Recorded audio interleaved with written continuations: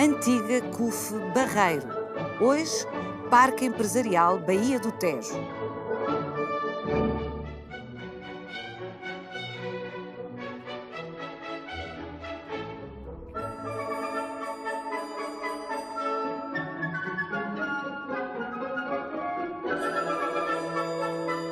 Quem sai do território da antiga Companhia União Fabril pela Rua do Industrial Alfredo da Silva acaba na Avenida das Nacionalizações. A toponímia deste lugar faz a síntese do que aqui se passou. Nos inícios do século XX, Alfredo da Silva, administrador, gestor e acionista da CUF há meia dúzia de anos, fixa no Barreiro o principal polo industrial da companhia e investe no aumento e diversificação da sua capacidade produtiva.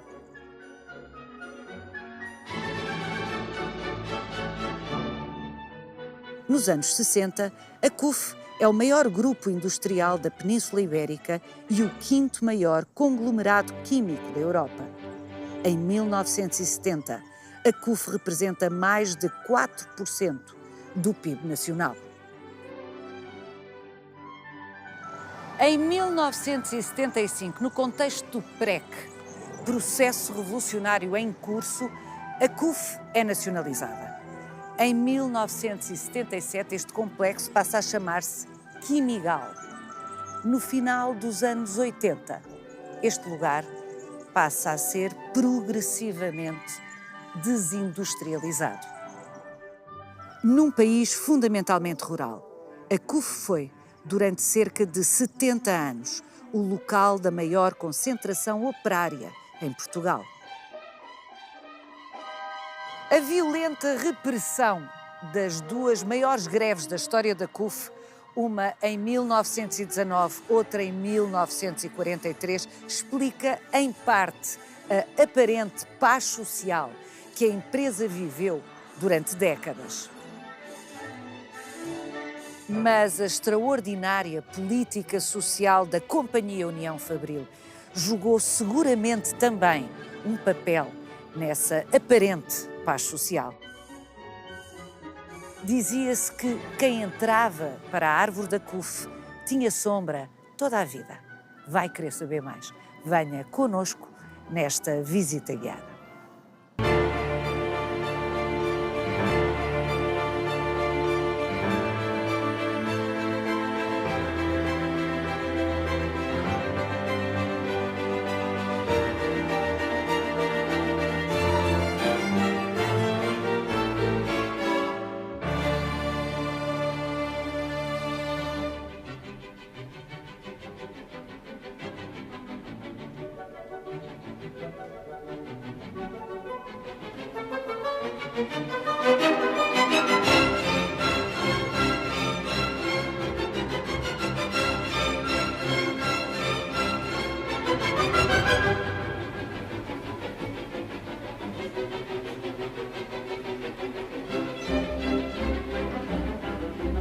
Ana Paula Gonçalves.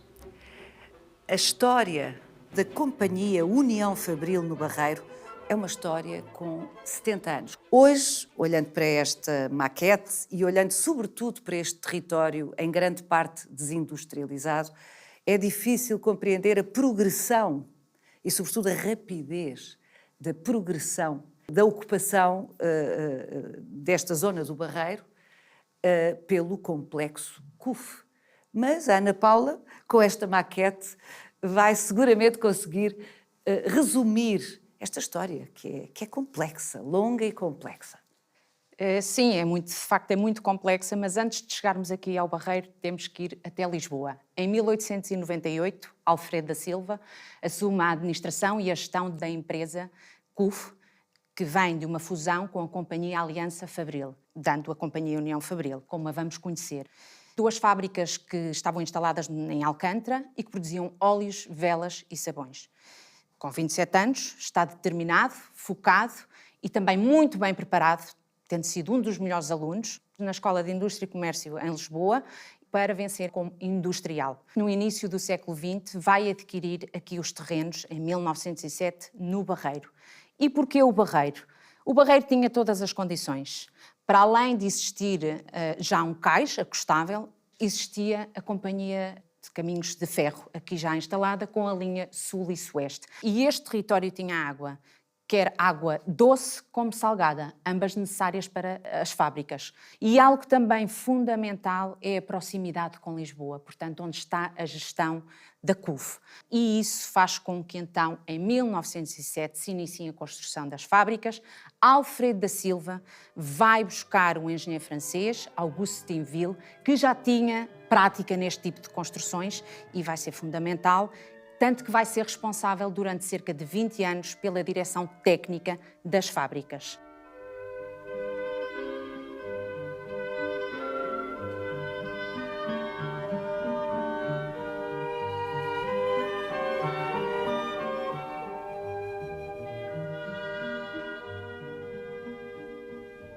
Adubos e óleos. São nestes dois produtos que se vai gerar depois todo o complexo industrial e temos anos 30 ali toda a área desenvolvida da zona têxtil, que o objetivo é produzir sacos para os adubos, mas vai ganhar uma dimensão com as carpetes e as tapeçarias, tendo lojas próprias de venda ao público.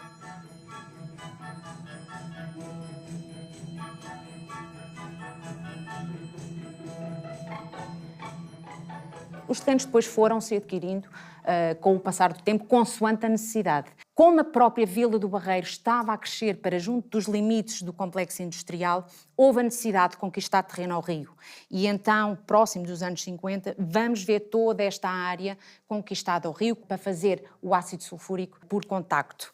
E também tratamento de cinzas de pirite. Dos subprodutos conseguia-se extrair prata, ouro, zinco, cobre. Este é um exemplo de como se fala hoje tanto em reciclagem, como aqui já se aproveitava tudo. Tudo se aproveitava. Dos óleos conseguia-se fazer rações para animais. Temos o exemplo das tintas, com a Tinco, com a fábrica, que vai surgir para a construção naval e com o tempo ganha autonomia própria também. Alfredo da Silva dizia: o que o país não tem, a CUF cria. E aqui acontecia isso.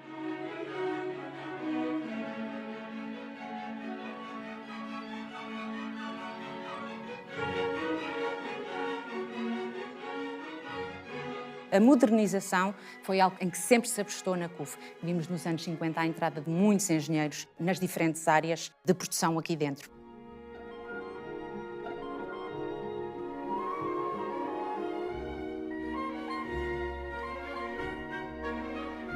Aqui temos a zona da metalomecânica, a caldeiraria ali ao fundo.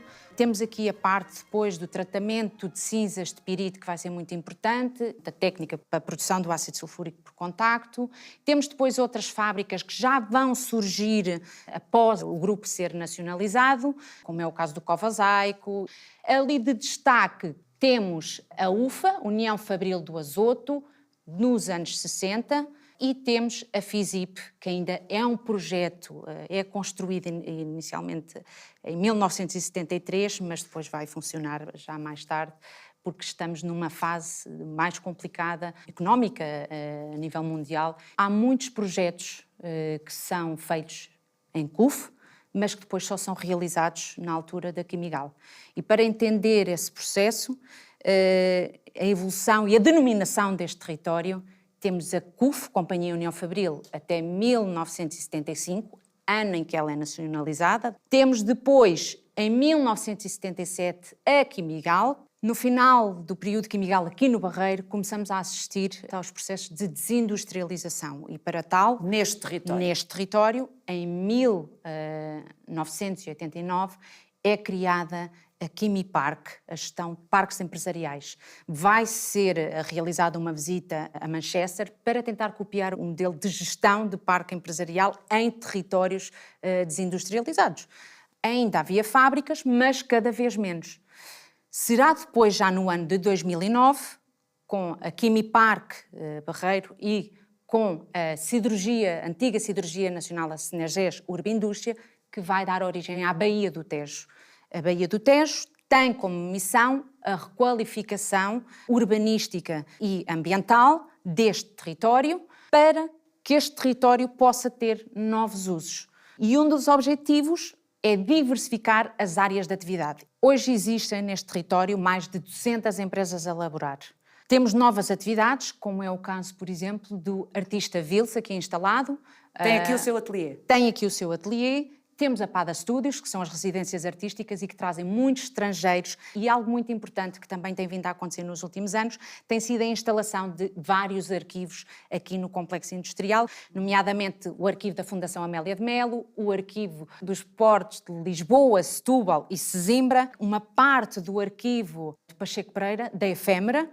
Temos também aqui o arquivo no espaço memória do município do Barreiro. Portanto, este conjunto de arquivos, também incluindo aqui o Centro de Documentação do Museu Industrial, são muito importantes para se conhecer a própria evolução deste território. E fábricas? Ainda podemos encontrar a Sovena, com os óleos e os azeites, na refinação e no embalamento. Podemos encontrar a Fisip ao fundo, com terreno conquistado ao rio, com a produção de fibras sintéticas, e ainda temos uma área da UFA, da União Fabril do Azoto, a funcionar, que produz ácido nítrico e amónio. Estamos a falar de 3 fábricas. Estamos a falar de 3 fábricas. E quantas fábricas tinha a CUF, por exemplo, nos anos 60? É muito difícil de contabilizar e de poder dar um número exato. Eram dezenas de fábricas, tanto que vamos ver a adaptação de umas fábricas, deixar de utilizar outras fábricas para substituição. Portanto, o tecido fabril era muito dinâmico. Era dinâmico e denso. E denso. Mas estamos a falar de dezenas de fábricas. Estamos a falar de dezenas de fábricas que viriam a ter milhares de trabalhadores aqui dentro. Década após década vamos ver a evolução no que diz respeito ao número de trabalhadores aqui no complexo. Em 1916 há cerca de 2.000 trabalhadores. Em 1940 temos 6.000 trabalhadores. Em 1965 temos cerca de 12.000 trabalhadores a trabalhar no complexo industrial. E aqui não podemos deixar de referir o trabalho sazonal, que também entravam para os números. Havia parte da estiva e da têxtil que contratavam muito este tipo de trabalho. Sazonalmente. Vinham do Alentejo, do Algarve, das Beiras, dos mais variados sítios do país.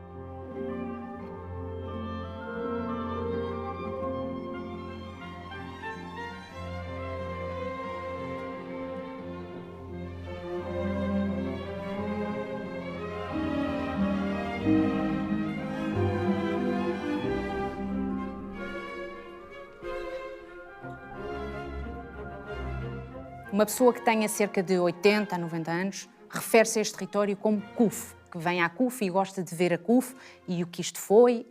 Uma pessoa que tenha cerca de 60, 70 anos já se refere como aqui Migal.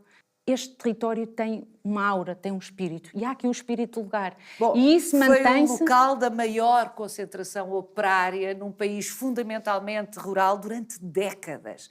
Portanto, é óbvio que tem uma identidade fortíssima. A CUF nasce junto da antiga Vila do Barreiro. Vai crescendo de poente para nascente e chega a ocupar cerca de 10% do território do concelho do Barreiro. As pessoas tinham tudo para se poder abastecer. Muitos dos testemunhos de antigos trabalhadores que nos dizem: nós não precisávamos sair daqui, nós tínhamos tudo. Hoje isso é lido com sentimentos misturados. Sim. Nós não precisávamos de sair daqui, à luz dos valores dos nossos dias. É um pouco estranho que as pessoas não queiram sair do seu local de trabalho ou não existam condições que os convidem a ter uma vida mais diversa, mas o facto é que estamos a falar de um longo período da história de Portugal em que a miséria era muita. Tanto que se dizia: quem entra para a árvore da CUF tem sombra toda a vida. É de tal maneira forte a história deste lugar, e este lugar na história contemporânea portuguesa, que realmente a Direção-Geral do Património Cultural já tratou de classificar parte destas edificações como imóveis de interesse público. E isso é uma forma de reconhecimento de tudo aquilo que a Ana Paula nos tem estado aqui a dizer.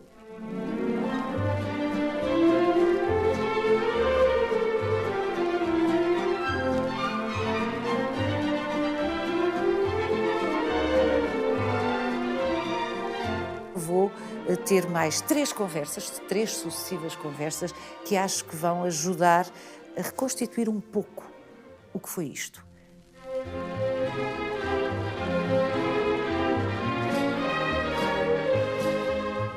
Diolinda Folgado, a CUF foi o maior complexo industrial do século XX português. Mas não só.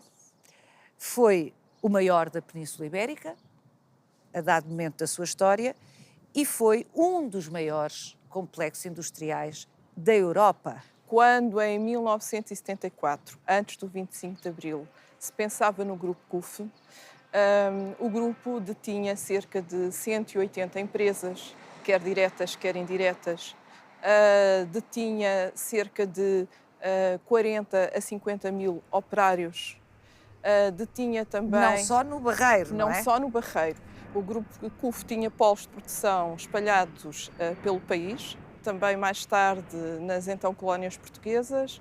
Portanto, esta quantidade de operários, que ao fim e ao cabo existia no final, quando foi extinto este grupo, representa precisamente esta dimensão e esta escala. Que transcende largo aqui o complexo do Barreiro, não é? Sendo que aqui era o local da maior concentração de fábricas do grupo. Era assim.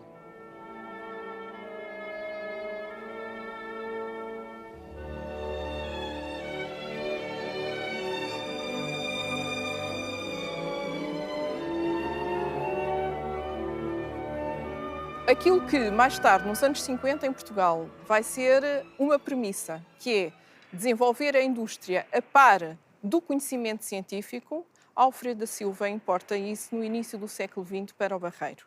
Portanto, a presença do laboratório está constantemente a acompanhar e a medir e a monitorizar e a inovar a indústria química. Uma revista de referência internacional para a época, nos anos 60, fez um número exclusivo dedicado à industrialização em Portugal e o jornalista compara a CUF a duas grandes empresas internacionais, uma americana e outra inglesa. Uma nasce no início do século XIX e mantém a sua atividade até hoje, e a outra, que é criada no início do século XX, dedicada também a adubos e a tintas, acaba por ser considerada uma empresa das maiores que existe também a nível mundial, e a CUF é comparada precisamente com esses dois empórios. Quando o jornalista esteve cá nos anos 60, a CUF tinha cerca de 20 mil operários e, como já referimos, ela vai acabar com entre 50 a 40 mil. E nos anos 60, a planta, toda a área industrial do Barreiro, era efetivamente a maior área de construção industrial da Península Ibérica.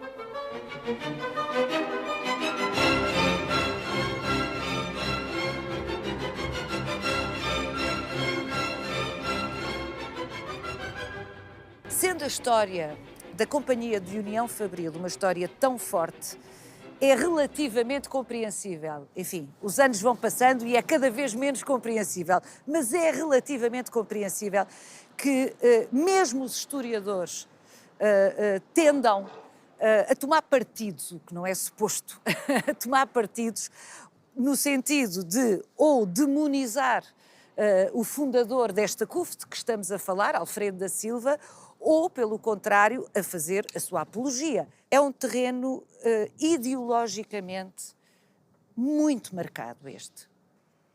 A CUF pertence a um tempo muito próximo de nós. Para se fazer uma história mais objetiva, mais distanciada, é necessário efetivamente haver um tempo mais longo que separe o fim deste império dos nossos dias, até porque ele não está completamente diluído. Nós hoje continuamos a ter CUF. Continuamos a ter CUF nos hospitais CUF. Continuamos a ter a CUF na área dos produtos químicos, ainda que não com o mesmo nome. Portanto, é muito difícil, efetivamente, fazer-se uma história distanciada. Para além de que a CUF encerra em si também um borbulhar muito grande com as lutas do movimento operário, questões políticas.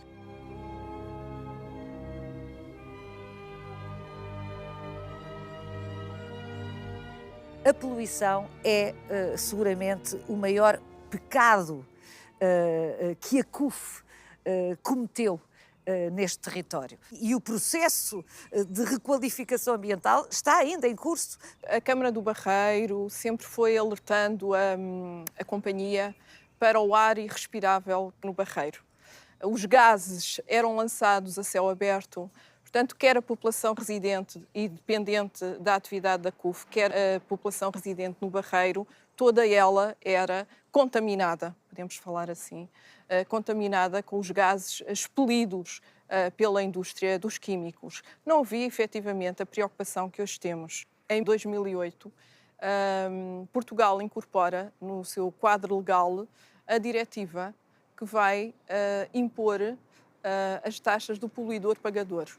Isto quer dizer que foi necessário um século, desde que Alfredo da Silva aqui se instalou, para que Portugal ganhasse até esse enquadramento político e legal para poder atuar nesse sentido. Esse foi, de facto, um grande mal para quem habitava e trabalhava no Barreiro. Todavia, as pessoas queriam trabalhar na CUF. A maioria da população passava muito mal. Aportavam à CUF e a outras indústrias em Portugal a população que habitava os campos. Portanto, o crescimento, o boom demográfico que as grandes capitais, Porto, Lisboa, tiveram, prendem-se precisamente com a industrialização, que vai trazer um outro modo de vida, uma outra civilidade, a civilidade industrial.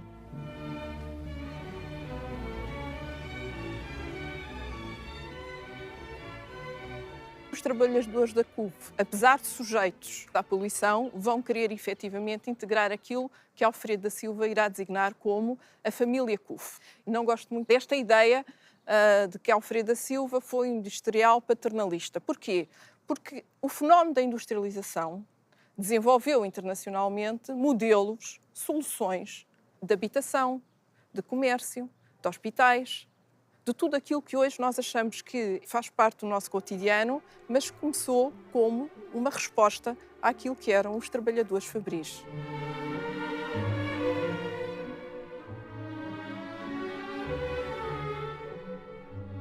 Em 1906, ainda não existia a escolha do Barreiro como local privilegiado para a implantação.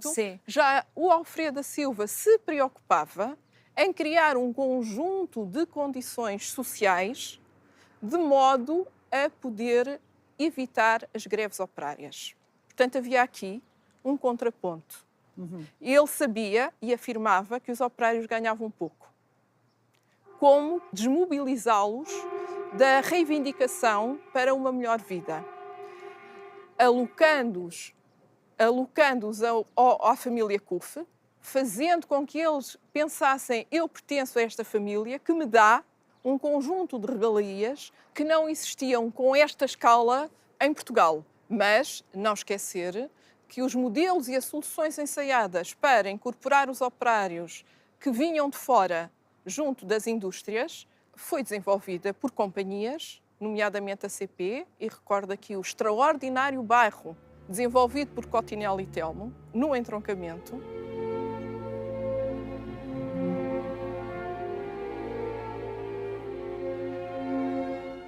Recordo também só o outro nome que é ímpar na nossa história da indústria e do comércio, que é o Francisco Grandela. O Francisco Grandela vai desenvolver o bairro Grandela, a escola, a creche, a maternidade.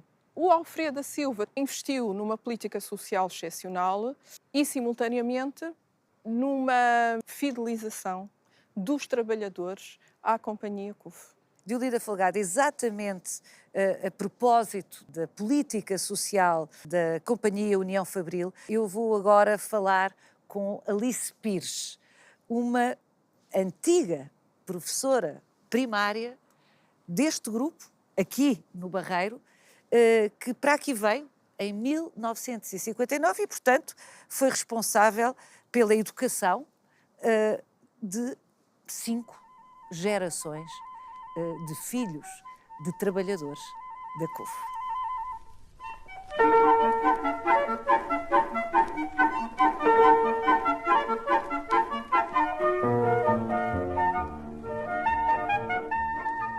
Sou Dona Alice Pires. Olá, Paula, como está? Como está? Sou Dona Alice foi professora e depois diretora da escola primária aqui da CUF a partir de 1959. Dizem-me as guias aqui do Museu Industrial Baía do Tejo que as trabalhadoras da CUF sempre lamentaram mais o fim da empresa que os homens que aqui trabalhavam. Nós, aqui, mulheres, tínhamos muitas regalias totalmente diferentes das que se tinham fora daqui desta empresa. A mulher era mãe, estava um mês em casa de baixa de parto, acabava o mês, a mãe punha o filho no infantário. À hora da mamada, a própria empresa tinha um transporte que as levava à creche para elas darem a mamada e voltavam ao trabalho. Portanto, fraldas, alimentação, a roupinha que os bebés tinham no infantário, era a própria empresa que fornecia.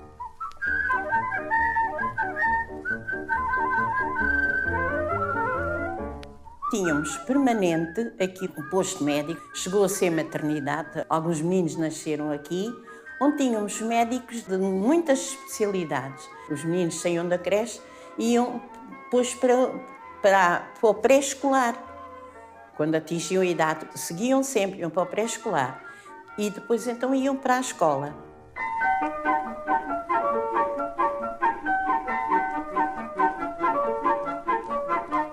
Eu comecei na escola com 3 professoras e depois acabámos numa escola com 16 professoras. Agora veja, com 30 alunos cada uma, começou a aumentar. A escola era especificamente para os filhos dos operários.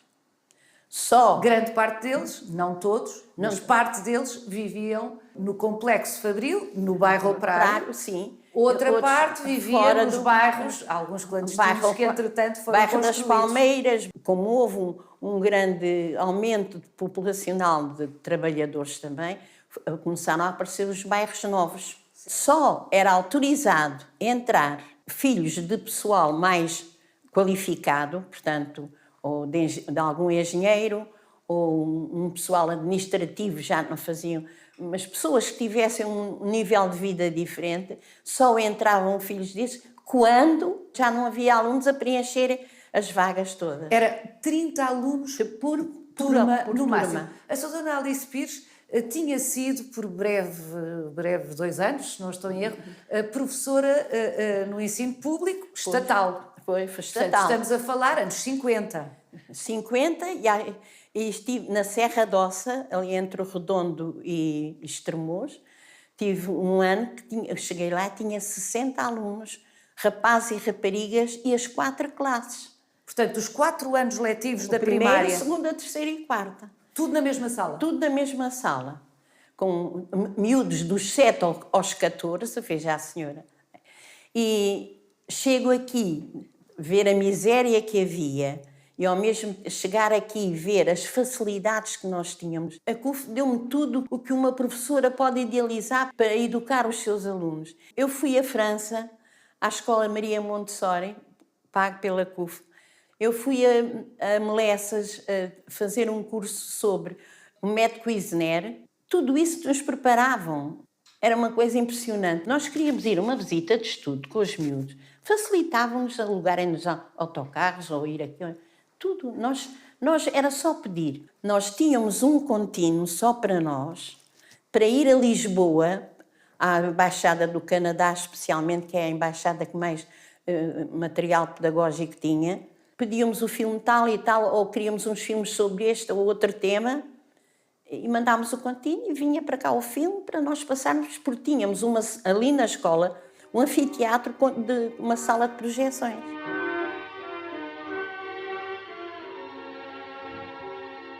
Nós, professoras, tínhamos sempre a trabalhar connosco um monitor ou uma monitora, que era, geralmente também eram filhos da empresa, como nós chamávamos, e que nos ajudavam a nós. Como as crianças não tinham aulas todo o dia, o monitor era quem os ocupava a fazer os trabalhos que nós passávamos, ou a ler, ou ajudar com os trabalhos de casa. Isso. Portanto, as crianças tinham sempre acompanhamento. Sempre acompanhamento.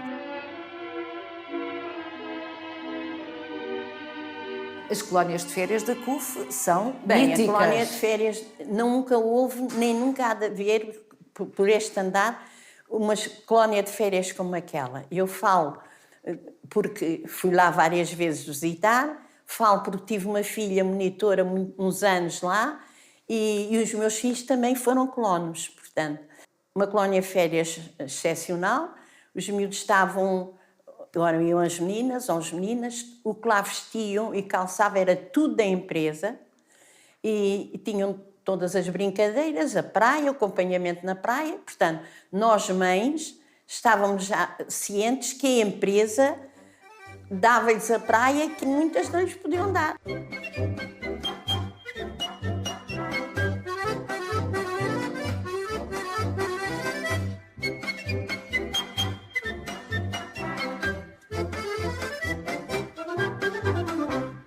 E os rapazes tinham, depois da 4ª classe, eram puxados para a Escola Alfredo da Silva, que também era CUF. Para quê? Para se formarem, era uma escola industrial e comercial, para formarem miúdos para virem trabalhar para cá. Mas houve muitas pessoas que, algumas, nasceram, foram educadas ou formadas na escola aqui, cresceram aqui e depois não ficaram cá, foram para a universidade para fora. Isto é como tudo, começaram a criar horizontes e os miúdos começaram a ver mais para além.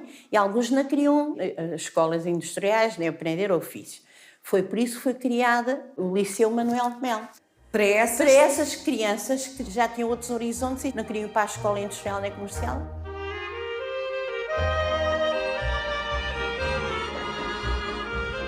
Não sou saudosista, mas tenho muitas, muitas saudades da CUF.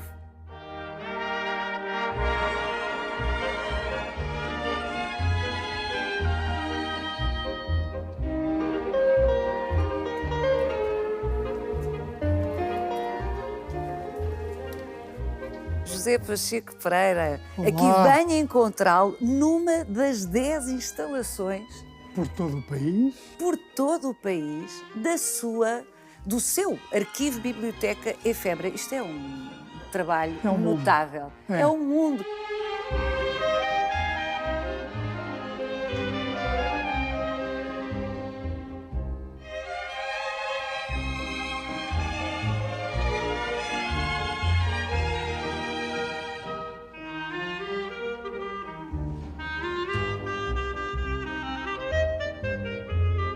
José Pacheco Pereira, quanto é que do investimento que a Companhia União Fabril fez nas políticas sociais da empresa, nas condições de vida dos seus trabalhadores e das suas famílias, das famílias dos trabalhadores, terá pesado na aparente paz social que esta empresa viveu durante décadas? Estamos a falar de uma empresa que teve como empresa privada cerca de 70 anos de longevidade. É tudo junto. É evidente que, dada a dimensão da CUF, as políticas sociais são visíveis, não é? Não era única em Portugal. Agora, a dimensão conta, não é? Principalmente quando a mão de obra era essencialmente feminina, como acontecia com as fábricas de conserva, e, em alguns casos, na indústria têxtil, havia também preocupação que tem sempre estes dois aspectos. Por um lado, protegia e dava melhores condições às trabalhadoras, às operárias, e por outro lado também beneficiava a fábrica, porque assim elas não tinham problemas com os filhos e com os períodos críticos das doenças e tudo. A fábrica, de alguma maneira, funcionava como protetora. Portanto, é muito difícil distinguir as duas coisas. A CUF foi um lugar de protesto importante. O Barreiro, não só a CUF, o Barreiro, embora o Barreiro fosse muito feito pela CUF. Sim, a história do Barreiro e da CUF, a partir do início do século XX, confunde-se, não é? E o que acontece é que houve grandes greves, mas houve também muitos pequenos movimentos grevistas que quase não ficaram na história. E é evidente que a política social ajudava a integrar os trabalhadores na fábrica e, desse ponto de vista, criava um clima de paz social. A CUF foi também pioneira de outras formas de envolvimento dos trabalhadores na vida da empresa. nos últimos anos, antes do 25 de Abril, tinha uma comissão, não sei qual é o nome exato, uma comissão interna de empresa, feita ao modelo alemão e de outros países, em que participavam os trabalhadores, em que os trabalhadores tinham um mecanismo para expor as suas reivindicações.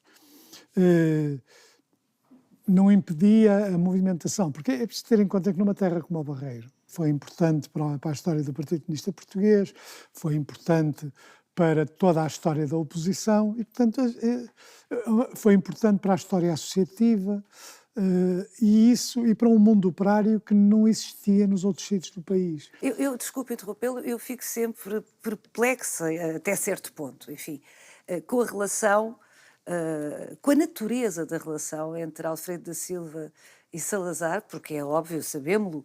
Isto não era possível fazer sem o beneplácito de Salazar. Como é óbvio, mas o Salazar toda a vida foi altamente resistente até à ideia de indústria, porque obviamente ele sabia que onde surgisse indústria, surgiria proletariado, forçosamente, e portanto era tudo o que ele não queria, não é?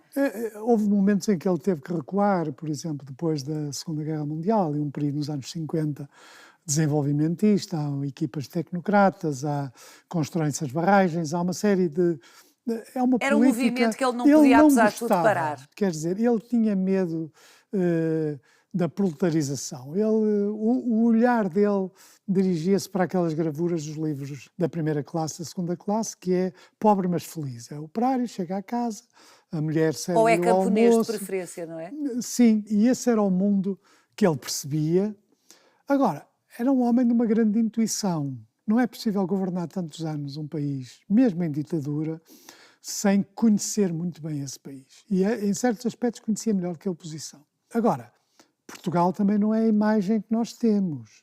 Nós temos, por exemplo, aqui no Arquivo Efêmero, um grande espólio da censura. E quando se vê os cortes da censura, nas questões pequenas, não me refiro às grandes, nós percebemos como um certo ambiente, uma certa ideia que nós tendemos a ter sobre a paz social não é verdadeira.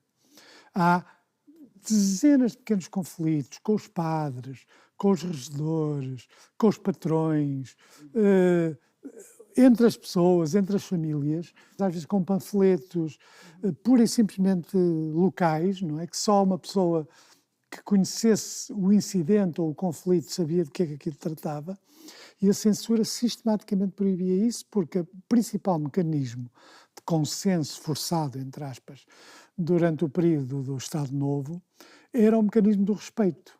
Aquilo que a censura realmente protegia, e isso era válido para experiências como a da CUF, era o respeito. Respeitinho, até melhor do que respeito. E esse respeito estendia-se a tudo. Não se podia criticar os árbitros de futebol, porque os árbitros de futebol eram a autoridade no jogo. Quem critica a autoridade no jogo pode criticar a autoridade no país. Não se pode criticar a maneira de vestir dos poderosos, porque são poderosos e essa crítica tem uma componente social subversiva, chamemos assim. E esse tipo de mecanismos existiam aqui no Barreiro, onde a censura era mais atenta. Há despachos da censura, por exemplo, dizendo que não é saudável que as coletividades operárias tenham bibliotecas. Portanto, tem que se juntar tudo. Quer dizer, não se pode ter uma visão. Por isso é que eu falo em aparente paz social. E deve falar em aparente paz social. Porque de facto havia sempre essa tensão omnipresente, mais ou menos aguda, dependendo das fases. E também há outro aspecto que, como a ditadura durou muito tempo, em terras onde a tradição operária, primeiro anarquista, ou anarcossindicalista e depois comunista, essa tradição vinha nas famílias. Portanto, abrangeu mais do que uma geração. E se isso favorecia de alguma maneira, porque um partido político na clandestinidade era uma coisa que distinguia o PC dos esquerdistas. O PC tinha gente com 70 anos e gente com 15. E os esquerdistas tinham gente entre os 15 e os 20 e tal. E parece que não, mas isso faz diferença. Faz diferença no impacto social. Portanto, aqui no Barreiro e noutros sítios onde havia mais do que partidos, comunidades. E essas comunidades forjavam-se à volta, neste caso, do Partido Comunista. E essas comunidades eram comunidades que incluíam famílias que, em alguns casos, se davam mal umas com as outras. Era muito difícil controlar o Barreiro. Tive ocasião de falar nos meus trabalhos com pessoas que controlaram o Barreiro e que me dizem que era um sítio péssimo, porque havia comunistas por todo lado, mas estavam todos zangados uns com os outros. A minha família é mais comunista que a tua, um membro da tua família fez isto ou aquilo, portanto... A primeira grande greve histórica aqui na CUF foi em 1919, depois em 1943 foi talvez a maior de todas, foram ambas esmagadas violentamente. E com a ocupação militar, o Barreiro esteve ocupado militarmente, com levas inteiras de centenas de operários que foram presos. A repressão violenta após essas duas greves, e muito particularmente a de 43, pesou novamente também, muito seguramente, na aparente paz social que se vivia na CUF. Mas havia muitos comunistas ativos na CUF, na clandestinidade, dentro da empresa e no Barreiro em geral, e as famílias e toda essa tradição. Em 1973, o José Pacheco Pereira, que estuda estas matérias, consegue fazer um cálculo de qual seria a percentagem de trabalhadores que se viam a si próprios como classe operária afeta ao PCP? Isso é, por exemplo, uma maneira de saber isso, que tem que se perguntar ao PCP, que provavelmente não responderá, é saber quantos avantes eram vendidos. Porque os avantes eram vendidos não apenas aos militantes que o recebiam, mas simpatizantes. E, portanto, isso dá uma melhor ideia da área de influência. Não sei. Os cálculos que existem apontam para cá a data do 25 de Abril e são cálculos, enfim, pouco... Há alguma coisa fidedignos, mas pouco, entre 3.000 e 5.000 no país. Mas isso não inclui apenas as estruturas organizadas, os militantes que estão em células, que têm controle. Implica também simpatizantes. As pessoas compravam avante, compravam militante. Então, 3 a 5.000 no país. No país. Então, na CUF, não sei, não quero forçar uma estimativa. Mas também, veja, quando o Álvaro Cunhal chegou ao aeroporto, se for ver os cartazes, as faixas ainda muito rudimentares que o recebem e as bandeiras vermelhas que o recebem foram todas feitas no Barreiro. Inclusive feitas por familiares que ele pediu à mãe que fizesse uma bandeira e essas faixas que são muito primitivas, muito rudimentares, a maioria foram feitas aqui no Barreiro. Portanto... Isso denota que o primeiro centro de trabalho do PCP foi no Barreiro. Mas ao mesmo tempo também mais do que o partido, era de facto já outro tipo de laços. As pessoas liam coisas, os que liam coisas muito semelhantes, literatura muito semelhante, as coletividades tinham um papel pedagógico também em coisas muito semelhantes, portanto, isso cria um ecossistema. Portanto, o Barreiro tinha um ecossistema que era dado pela CUF, enquanto espaço industrial, e que era dado pela tradição de resistência ligada ao Partido Comunista, mas também ligada a pessoas que não eram do Partido Comunista, mas participavam na oposição. O célebre gravador Manuel Cabanas, por exemplo.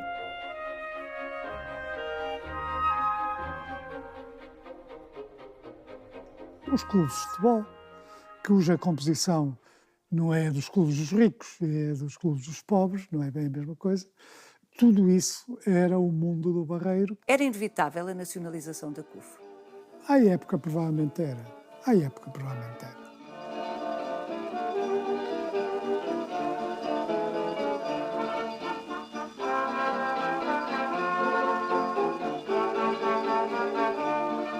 Siga-nos no Instagram, no Facebook e na nossa página onde pode rever este e os outros Visita Guiada.